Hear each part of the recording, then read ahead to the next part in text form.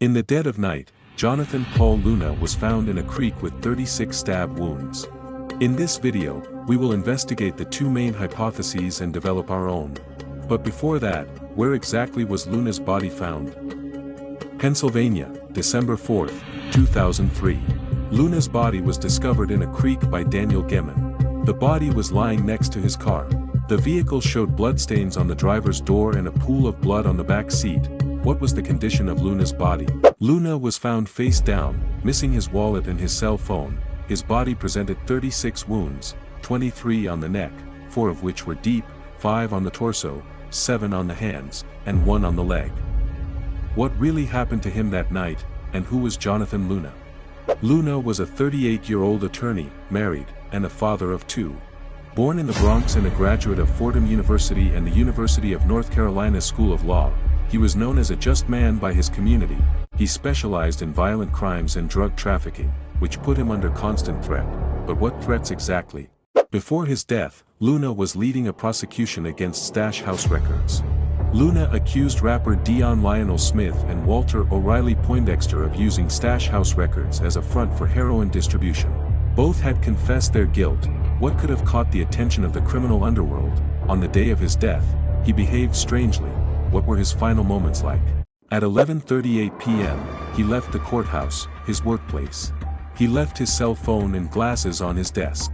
Leaving a phone is one thing, he could have forgotten it, but leaving his glasses? He was nearsighted, he couldn't drive without them. Was someone else behind the wheel? At 12:57 a.m., he stopped at a rest area in Newark, Delaware, and withdrew $200. At 2:47 a.m., he crosses the Delaware River Bridge into Pennsylvania. At 3:20 a.m., he uses his debit card to refuel the car. At 4:04 a.m., the car exits the highway and enters rural areas. Blood was later found on a toll ticket. At 5:30 a.m., the body and car are found by Daniel Gemin. What were the investigators' hypotheses? During the investigation, two main theories emerged regarding the motive. The FBI's version and the version from the forensic coroners who examined the body. What was the FBI's hypothesis? The FBI's theory stands on 3 pillars. 1. The disappearance of $36,000 from a vault in a case Luna had worked on. 2. A $25,000 debt his family allegedly knew nothing about. And 3. Claims that his name appeared on dating sites. With this, the FBI built a profile of a man living a double life who took his own life. Furthermore, initial investigations claimed Luna used his own penknife to kill himself, a knife that was only found in 2004 after exhaustive searches. But what was the forensic coroner's hypothesis? For 20 years, the autopsy was kept under seal. Its release to the public in 2025 destroyed the FBI's theory. According to the autopsy, Luna had punch marks on his face and a testicular injury caused by a kick.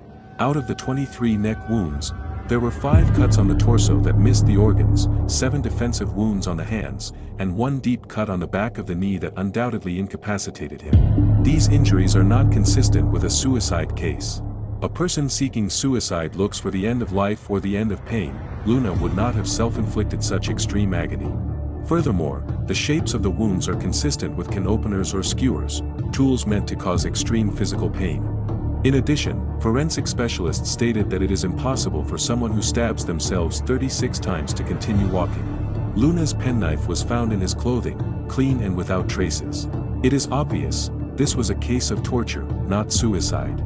Moreover, his wife, Dr. Angela Hopkins Luna, was a highly successful physician.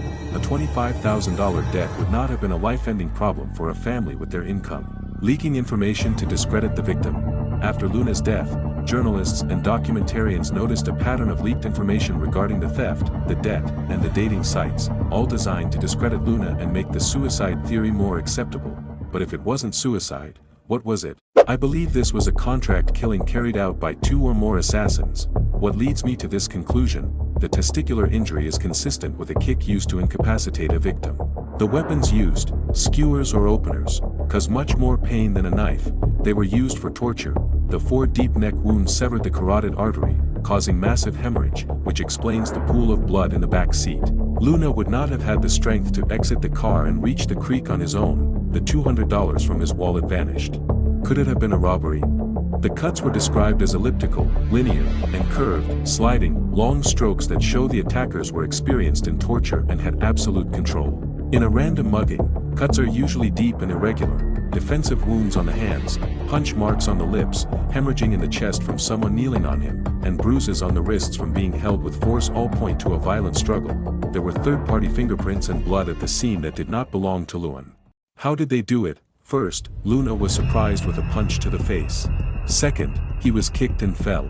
Third, while he tried to protect himself with his hands, one attacker held him down while the other began the torture.